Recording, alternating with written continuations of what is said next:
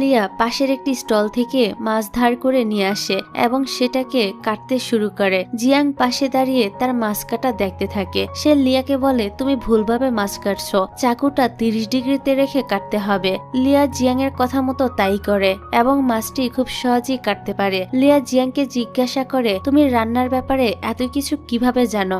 Jiang ওর প্রশ্নে কোনো জবাব দেয় না। হঠাৎ করে সেখানে পুলিশের গাড়ি চলে আসলেই সবাই তাদের স্টল নিয়ে পালাতে শুরু করে, কারণ এই জায়গায় স্টল দেওয়া নিষেধ ছিল। জিয়াং বলে, আমার নুডলস কোথায়? লিয়া বলে, অন্য কোনো দিন বানিয়ে দিব। এই বলে সে জিয়াং এর বসার চেয়ারটাও টেনে নিয়ে চলে যায়। এতে জিয়াং তো মাটিতে পড়ে যায়। এখানে জিয়াং তো লিয়ার এমন কর্মকাণ্ড দেখে অনেকটা অবাক হয়ে দাঁড়িয়ে থাকে। অন্য রাস্তা দিয়ে যাওয়ার সময় লিয়ার সাথে জিয়াং এর আবারও দেখা হয়ে যায়। লিয়া জিয়াং এর জন্য নুডলস বানিয়ে দিতে চায়, তবে জিয়াং তাকে ইগনোর করে ফোনে কথা বলতে শুরু করে। লিয়া জিয়াংকে সরি বলে, সেই সাথে এটাও বলে সে যদি তখন ওইখানে থাকতো তাহলে পুলিশ তাকে অ্যারেস্ট করে নিয়ে যেত। এই কথা শুনে জিয়াং এবার